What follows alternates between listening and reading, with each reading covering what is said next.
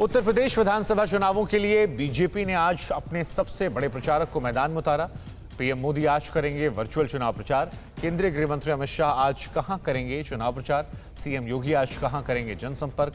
Samajwadi party के अध्यक्ष और पूर्व सीएम अखिलेश यादव आज भरेंगे पर्चा और आरएलडी चीफ जयंत चौधरी कहां करेंगे डोर टू डोर प्रचार। उत्तर प्रदेश में होने वाले विधानसभा चुनावों से जुड़ी तमाम बड़ी खबरें दिखाते हैं टॉप 9 यूपी के चुनावी युद्ध में। उत्तर प्रदेश विधानसभा चुनाव के लिए बीजेपी ने अपना सबसे बड़ा प्रचारक उतार दिया है। पीएम आज दोपहर करीब 1:30 बजे एक वर्चुअल रैली के जरिए पहले चरण के मतदाताओं को संबोधित करेंगे। रैली के लिए शामली, मुजफ्फरनगर, बागपत, सहारनपुर, गौतम बुद्ध नगर की 100 जगहों पर एलईडी वैन और स्क्रीन लगाई गई है।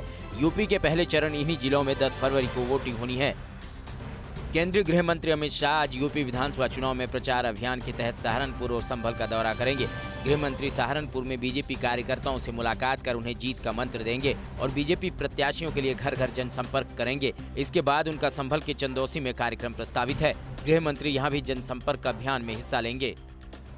उत्तर प्रदेश विधानसभा चुनाव में प्रचार के लिए सीएम योगी आदित्यनाथ आज ताजनगरी आगरा का दौरा करेंगे। सीएम योगी आगरा में प्रभावी मतदाता संवाद कार्यक्रम में शामिल होंगे। योगी एतमादपुर, फतेहपुर सीकरी और फतेहाबाद विधानसभा सीटों के लिए डोर टू डोर प्रचार करेंगे और बीजेपी प्रत्याशियों के लिए वोट मांगेंगे। यूपी के बुलंदशहर में सीएम योगी ने प्रचार के दौरान कहा कि जो गर्मी अभी कैराना और मुजफ्फरनगर में दिखाई दे रही है, 10 मार्च के बाद ये शिमला की तरह ठंडी हो जाएगी। एक गर्मी जो अभी कैराना में और मुजफ्फरनगर में कुछ जगह दिखाई दे रही है ना, ये सब शांत हो जाएगी इसके बाद। क्योंकि गर्मी कैसे शांत होगी, ये तो मैं मई और जून में भी इसको बहुत शिमला बना देता हूं। यूपी के मैनपुरी की करहल विधानसभा सीट से समाजवादी पार्टी अध्यक्ष अखिलेश यादव आज नामांकन करेंगे। वो सीधे कलेक्ट्रेट पर पहुंचकर नामांकन करेंगे। अखिलेश यादव के मैनपुरी आने से पार्टी कार्यकर्ता जोश में हैं, वहीं प्रशासन भी इसे लेकर अलर्ट मोड में है। अखिलेश नामांकन के लिए रविवार शाम को ही अपने पैतृक निवास सैफई पहुंच गए हैं। यूपी विधानसभा चुनाव के लिए कुछ सीटों पर एसपी और बीजेपी का प्रत्याशियों को लेकर कंफ्यूजन खत्म नहीं हो रहा है। औरैया के बिधुना सीट पर समाजवादी पार्टी ने अब तक कोई उम्मीदवार नहीं उतारा है। वहीं बीजेपी ने जहां चौथे चरण के प्रत्याशियों की लिस्ट जारी कर दी है, लेकिन अब तक पार्टी लखनऊ की कैंट सीट का प्रत्याशी फाइनल नहीं कर पाया है। बीजेपी लखनऊ की सरोजनी नगर विधानसभा सीट के लिए भी अब तक कैंडिडेट फाइनल नहीं कर पाई है। यूपी विधानसभा चुनाव के लिए कांग्रेस ने अपने 61 उम्मीदवारों की चौथी लिस्ट जारी कर दी है, जिसमें 24 महिलाओं का नाम शामिल है। कांग्रेस ने बिलासपुर से शिखा पांडे, श्रीनगर से चांदनी, धौराहरा से जितेंद्री देवी, बिस्वा से वंदना भार्गव, सारेनी से सुधा द्विवेदी, कायमगंज से शकुंतला देवी, भोजपुर से अर्चना राठौर, कन्नौज से विनीता देवी, कानपुर की गोविंद नगर सीट से करिश्मा ठाकुर को चुनाव मैदान में उतारा है। राष्ट्रीय लोकदल अध्यक्ष जयंत चौधरी आज विधानसभा चुनाव में प्रचार के लिए अलीगढ़ का दौरा करेंगे। जयंत चौधरी जिले की खैर, इगलास और बरौली विधानसभा सीटों पर चुनाव प्रचार करेंगे और गठबंधन प्रत्याशियों के लिए वोट मांगेंगे। जयंत के दौरे को लेकर एसपी आरएलडी गठबंधन नेताओं ने तैयारियां शुरू कर दी है। यूपी की भदोही सीट से बाहुबली विधायक विजय मिश्र एक बार फिर विधानसभा चुनाव लड़ने की तैयारी में है। कई आपराधिक मुकदमे दर्ज होने के बाद वो आजकल आगरा जेल में बंद हैं। विजय मिश्र जेल से ही चुनाव लड़ने की तैयारी कर रहे हैं। पत्नी और दोनों बेटियां उनके प्रचार की कमान संभालेंगी। हालांकि विजय किस पार्टी से चुनाव लड़ेंगे ये अब तक साफ नहीं है। विजय मिश्र फिलहाल निषाद पार्टी से विधायक हैं। 5 राज्यों में रैली पर लगी प्रचार पर पाबंदी को लेकर आज चुनाव आयोग की बैठक। रैली, रोड शो रोक हटेगी या फिर रहेगी, इसका फैसला आज होगा। उधर कांग्रेस के नेता राहुल गांधी आज गोवा में कांग्रेस प्रत्याशियों के लिए प्रचार करेंगे। पंजाब के सीएम चरणजीत सिंह चन्नी आज भदौड़ विधानसभा सीट के लिए नामांकन दाखिल करेंगे। और उत्तराखंड नेता हरीश रावत ने कहां पर खेली कबड्डी। चुनावी राज्यों में मचे चुनावी संग्राम से जुड़ी तमाम बड़ी खबरें दिखाते हैं टॉप 9 सियासी संग्राम। चुनाव आयोग आज बैठक कर 5 राज्यों में रैली, रोड शो और जुलूस पर पाबंदियों को लेकर फैसला करेगा। चुनावी राज्यों में कोरोना के हालात की समीक्षा करने के बाद इस पर अंतिम फैसला लिया जाएगा। 22 जनवरी को चुनाव आयोग ने चुनावी राज्यों में रैलियों और रोड शो पर प्रतिबंध को आज तक बढ़ा दिया था। हालांकि आयोग ने घर घर जाकर चुनाव प्रचार करने की इजाजत दी थी। कांग्रेस सांसद राहुल गांधी आज विधानसभा चुनाव के प्रचार अभियान के तहत गोवा का दौरा करेंगे। राहुल गांधी गोवा में एक छोटी जनसभा को संबोधित करेंगे और कांग्रेस के गठबंधन के सभी 40 उम्मीदवारों के साथ बैठक करेंगे। इसके अलावा राहुल पर्यटन क्षेत्र के हितधारकों के साथ भी मुलाकात करेंगे और डोर टू डोर प्रचार अभियान में शामिल भी होंगे। केंद्रीय गृह मंत्री अमित शाह ने रविवार को गोवा में युवाओं से उनके बेहतर भविष्य के लिए बीजेपी का समर्थन करने की अपील की।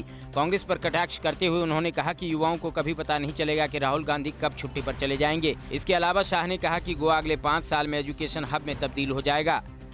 इस बार गोवा विधानसभा चुनाव दिलचस्प होता जा रहा है। बीजेपी ने जिन प्रत्याशियों को टिकट दिए हैं उनमें से 25% से ज्यादा उम्मीदवार पूर्व कांग्रेसी हैं। 2017 की गोवा विधानसभा चुनाव से अगर तुलना की जाए तो बीजेपी ने सिर्फ 2 ऐसे प्रत्याशियों को टिकट दिया था जो कांग्रेस छोड़कर बीजेपी में आए थे। पंजाब में कांग्रेस का मुख्यमंत्री पद का उम्मीदवार कौन होगा, इस पर सस्पेंस खत्म हो गया है। सूत्रों के हवाले से खबर है कि सीएम चन्नी को ही कांग्रेस सीएम के चेहरे के तौर पर रखने वाली है। चंडीगढ़ में हुई कांग्रेस वॉर रूम की बैठक में सीएम चन्नी के नाम पर मुहर लगा दी है और आला कमान ने अब पंजाब कांग्रेस पर सीएम चन्नी के नाम का ऐलान करने की जिम्मेदारी सौंप दी है। पंजाब में कांग्रेस ने मुख्यमंत्री चरणजीत सिंह चन्नी को 2 विधानसभा सीटों से चुनाव लड़ाने का फैसला किया है। इसी के तहत चन्नी आज पंजाब के बरनाला की भदौड़ विधानसभा सीट से नामांकन दाखिल करेंगे, जबकि कल यानी 1 फरवरी को चन्नी अपनी दूसरी सीट रूपनगर की चमकौर साहिब सीट के लिए पर्चा भरेंगे। चन्नी ने दोनों सीटों से अपनी जीत का दावा किया है। शिरोमणि अकाली दल अध्यक्ष सुखबीर सिंह बादल आज फजिल्का की जलालाबाद सीट से अपना नामांकन दाखिल करेंगे। इस दौरान उनके साथ हरसिमरत कौर बादल मौजूद रहेंगी। इसके बाद वो अपने पिता प्रकाश सिंह बादल का मुक्तसर की लंबी विधानसभा सीट से पर्चा दाखिल कराएंगे। इसके अलावा पंजाब कांग्रेस के अध्यक्ष और पूर्व सीएम कैप्टन अमरिंदर सिंह भी आज पटियाला सीट से अपना पर्चा भरेंगे। उत्तराखंड विधानसभा चुनाव में लाल कुआं के कांग्रेस प्रत्याशी हरीश रावत ने बिंदु खटा इलाके में कबड्डी प्रतियोगिता का उद्घाटन किया और युवाओं के साथ कबड्डी कबड्डी बोलते हुए 2-2 हाथ भी किए। इस दौरान हरीश रावत ने अपने विधानसभा क्षेत्र के युवाओं से उन्हें वोट देने की अपील भी की। कांग्रेस ने हाल ही में नेताओं की नाराजगी को देखते हुए कई सीटों पर उम्मीदवार बदले हैं। मणिपुर विधानसभा चुनाव के लिए बीजेपी ने रविवार को सभी 60 सीटों के लिए अपने उम्मीदवारों का ऐलान कर दिया। हिंगांग विधानसभा सीट से मुख्यमंत्री एन वीरेंद्र सिंह को उम्मीदवार बनाया गया है। मणिपुर में बीजेपी ने 4 अंतर्राष्ट्रीय खिलाड़ी, 3 रिटायर्ड प्रशासनिक अधिकारी, 3 महिलाओं और युवाओं को उम्मीदवार बनाया। मणिपुर में विधानसभा चुनाव के लिए 27 फरवरी और 3 मार्च को मतदान होगा। राष्ट्रपति रामनाथ कोविंद आज संसद के संयुक्त सत्र के संबोधन के साथ होगा बजट सत्र का आगाज। हंगामेदार रहने के इसके आसार हैं। वित्त मंत्री निर्मला सीतारमण आज संसद में पेश करने वाली हैं आर्थिक सर्वेक्षण। उधर किसान आज मना रहे हैं वादा खिलाफी दिवस। देश भर में विरोध प्रदर्शन का ऐलान और राष्ट्रीय महिला आयोग के स्थापना दिवस पर प्रधानमंत्री करेंगे संबोधन। राष्ट्र से जुड़ी तमाम अहम खबरों को दिखाने के लिए दिखाते हैं आपको टॉप 9 देश की बात। आज सुबह 11 बजे संसद में राष्ट्रपति रामनाथ कोविंद के अभिभाषण के साथ बजट सत्र की शुरुआत होगी। राष्ट्रपति के अभिभाषण के बाद आज आर्थिक सर्वेक्षण पेश किया जाएगा। शीतकालीन सत्र की तरह ही इस बार बजट सत्र भी हंगामेदार रहने के आसार है। संसद के बजट सत्र का पहला चरण 31 जनवरी से 11 फरवरी तक चलेगा, जबकि बजट सत्र का दूसरा चरण 14 मार्च से शुरू होकर 8 अप्रैल तक चलेगा। कोरोना काल के साथ साथ बजट सत्र भी चुनावी माहौल में शुरू हो रहा है। 5 राज्यों में हो रहे विधानसभा चुनाव और किसान संगठनों की सक्रियता का असर भी बजट सत्र के पहले चरण में पड़ना तय माना जा रहा है। बजट सत्र से ठीक पहले पेगासस सौदे को लेकर एक विदेशी अखबार के लिए किए गए खुलासे का असर भी संसद की कार्यवाही में देखने को मिल सकता है। वित्त मंत्री निर्मला सीतारमण आज संसद में आर्थिक सर्वेक्षण पेश करेंगी। इकोनॉमिक सर्वे 1 साल में देश के आर्थिक विकास का लेखा जोखा होता है, जिसके आधार पर यह अंदाजा लगाया जाता है कि पिछले 1 साल में देश की अर्थव्यवस्था किस तरह की रही, किन मोर्चों पर फायदा मिला और कहां नुकसान हुआ। इकोनॉमिक सर्वे से देश की आर्थिक सेहत का भी पता चलता है। देश के नए chief economic adviser doctor V Anantha Nageswaran आज आर्थिक सर्वेक्षण के बाद प्रेस कॉन्फ्रेंस के जरिए देश के सामने अपनी बात रखेंगे। वित्त मंत्री निर्मला सीतारमण के संसद में इकोनॉमिक सर्वे पेश करने के बाद वो पीसी करेंगे। सीए का कार्यभार ग्रहण करने के बाद डॉक्टर नागेश्वरन मीडिया से पहली बार बात करेंगे। किसान आंदोलन से जुड़े किसान नेता आज विश्वासघात दिवस मनाएंगे। बीकेयू नेता राकेश टिकैत ने ऐलान किया है एमएसपी पर कमेटी को लेकर और मुकदमे वापसी में देरी के चलते किसान देश भर में तहसील स्तर पर प्रदर्शन कर अपना विरोध दर्ज कराएंगे। किसान नेताओं का कहना है कि सरकार के 9 दिसंबर 2021 के जिस पत्र के आधार पर आंदोलन स्थगित किया गया था, उनमें से कोई एक वादा भी पूरा नहीं किया गया। प्रधानमंत्री मोदी आज शाम करीब 4:30 बजे राष्ट्रीय महिला आयोग के स्थापना दिवस कार्यक्रम को वर्चुअली संबोधित करेंगे। महिला आयोग स्थापना दिवस की इस साल की theme she the change maker है। इस मौके पर केंद्रीय महिला एवं बाल विकास मंत्री स्मृति ईरानी भी कार्यक्रम में मौजूद रहेंगी। थीम का उद्देश्य विभिन्न क्षेत्रों में महिलाओं की उपलब्धियों का जश्न मनाना है। मोदी कैबिनेट में केंद्रीय मंत्री कपिल पाटिल ने कहा है कि 2024 तक पीओके भारत का हिस्सा बन जाएगा। पाटिल ने देश के लिए ठोस कदम उठाने को लेकर पीएम मोदी और केंद्रीय गृह मंत्री अमित शाह के नेतृत्व की तारीफ की। पाटिल के मुताबिक अब लोगों को प्याज, आलू, अरहर की दाल की मानसिकता से बाहर निकलकर देश के बारे में सोचना चाहिए। मेघालय की राजधानी शिलोंग में रविवार शाम पुलिस बाजार इलाके में हुए धमाके से हड़कंप मच गया। हालांकि हादसे में किसी के हताहत होने की खबर नहीं है। मुख्यमंत्री कोनराड संगमा ने धमाके की निंदा की है और कहा है कि ये शांति भंग करने और नुकसान पहुंचाने का एक कायरतापूर्ण प्रयास था। अपराधियों को बख्शा नहीं जाएगा और हम राज्य में शांति सुनिश्चित करेंगे। दक्षिण भारतीय राज्यों को छोड़कर देश में कोरोना संक्रमण की रफ्तार कम होती दिख रही है। पिछले 24 घंटे में कुल 2,08,000 से ज्यादा नए केस सामने आए हैं, जबकि 995 लोगों की कोरोना की वजह से मौत हो गई। केरल में एक बार फिर 50,000 से ज्यादा केस सामने आए। पिछले 24 घंटे में केरल से 51,570 नए केस मिले, जबकि 14 लोगों की मौत भी हो गई। कहां पर बेकाबू बस ने कितने लोगों की जान ली, कहां पर टायर फैक्ट्री में आग लगने से मजदूर की मौत हुई। भोपाल में गौशाला के पास सैकड़ों गोवंश के मिलने से हड़कंप और कोरोना काल में नौकरी जाने और तनाव बढ़ने से पति पत्नी के रिश्तों पर कैसे संकट बढ़ा। इसके अलावा जबलपुर में शादी के 1 साल के भीतर 12,000 दंपत्ति थाने पहुंचे। राज्यों की अहम खबरें दिखाते हैं टॉप 9 राज्य विशेष में। उत्तर प्रदेश के कानपुर के टाट मिल चौराहे पर बीती रात एक भयानक सड़क हादसा हो गया। एक तेज रफ्तार बस ने ट्रैफिक बूथ को तोड़ते हुए डंपर को टक्कर मारने के बाद वहां से गुजर रहे लोगों को रौंद दिया। इस हादसे में मौके पर ही 6 राहगीरों की मौत हो गई, जबकि कई लोग घायल हो गए। सभी घायलों को पास के ही एक निजी अस्पताल में भर्ती कराया गया है। बस चालक मौके से फरार हो गया।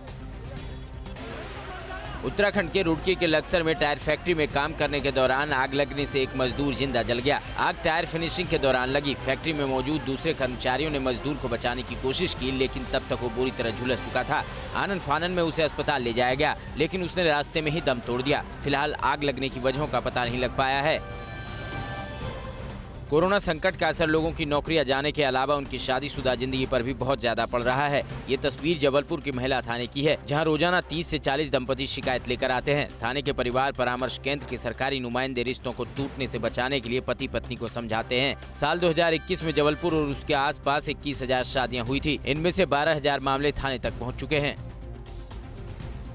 उत्तर प्रदेश में होने वाले विधानसभा चुनाव से पहले बागपत में अवैध शराब की बड़ी खेप पकड़ी गई है। मेरठ एसटीएफ और बागपत पुलिस की संयुक्त टीम ने चेकिंग के दौरान एक ट्रक से करीब 60 लाख रुपए की कीमत की अवैध शराब बरामद की है। पुलिस ने शराब ले जा रहे 5 लोगों को भी गिरफ्तार कर लिया है। बताया जा रहा है कि हरियाणा से लाई जा रही ये शराब चुनाव में बांटी जानी थी। बिहार में नीतीश सरकार का संकट बढ़ सकता है। एमएलसी चुनाव में एक भी सीट नहीं मिलने से नाराज सरकार में शामिल वीआईपी पार्टी के नेता मुकेश सहनी आने वाले दिनों में कोई बड़ा फैसला ले सकते हैं। नीतीश सरकार में मंत्री मुकेश सहनी ने कहा है कि बिहार में एनडीए का स्वरूप खत्म हो चुका है। सहनी ने कहा कि उन्हें और मांझी को अपमानित किया जा रहा है। अगर यही हालात रहे तो वो एनडीए में कब तक रहेंगे कह नहीं सकते।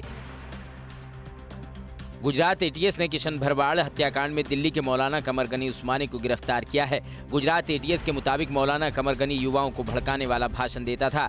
किशन भरवाड़ की हत्या में गिरफ्तार शब्बीर सोशल मीडिया में मौलाना के भड़काऊ भाषण देखने के बाद ही भरवाड़ की हत्या की थी। मौलाना कमर गनी के साथ जमालपुर के मौलवी अयूब को भी एटीएस ने गिरफ्तार किया है।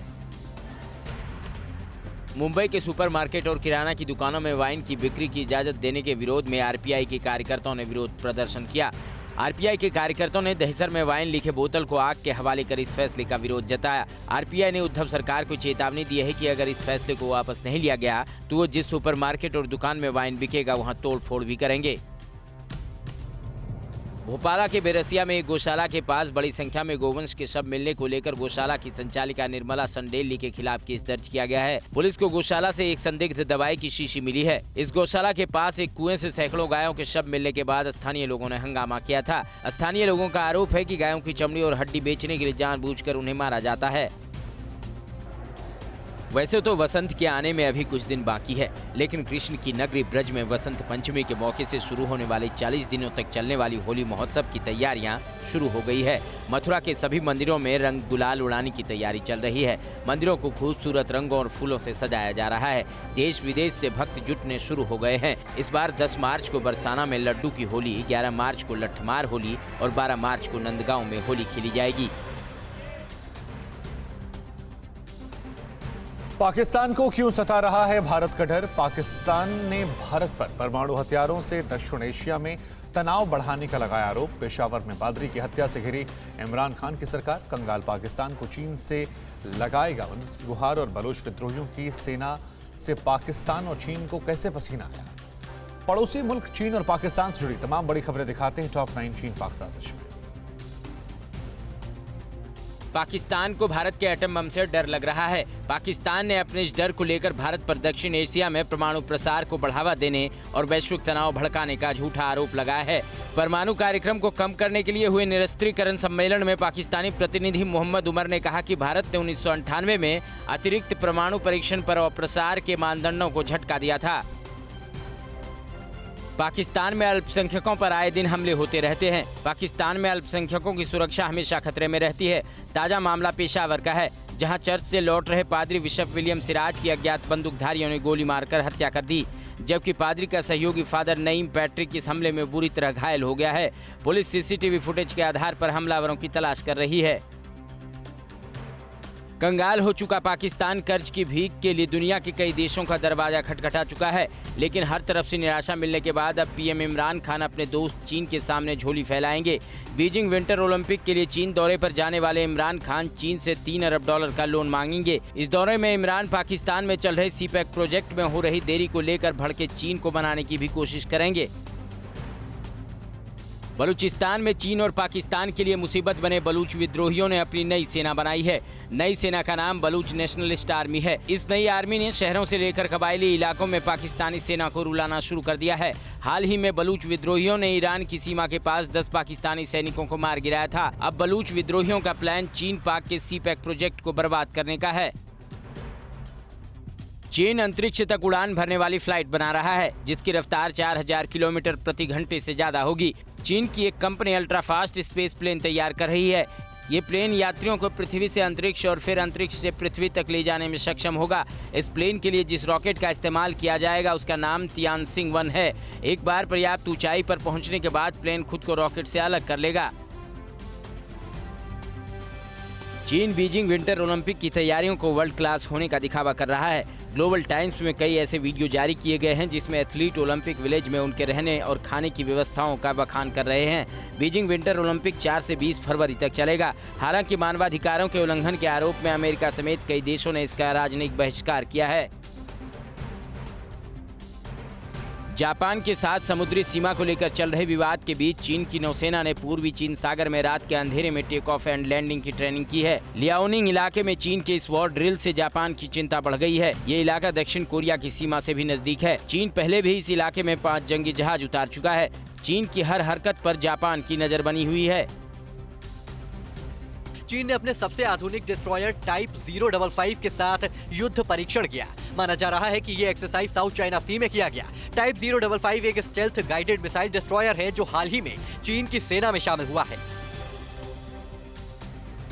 बूढ़ा हो रहा चीन अब अपने नागरिकों को बच्चा पैदा करने के लिए नई नीतियां अपना रहा है। इजरायली रिपोर्ट के मुताबिक चीनी सरकार ने लोगों को 3 बच्चे पैदा करने पर बेबी बोनस और गिफ्ट का ऐलान किया है। प्रलोभन के तौर पर 10 लाख कैश और 12 महीने तक की छुट्टी दी जा रही है। अड़ी सोमवार से शुक्रवार शाम 6 बजे सिर्फ TV9 भारतवर्ष पर।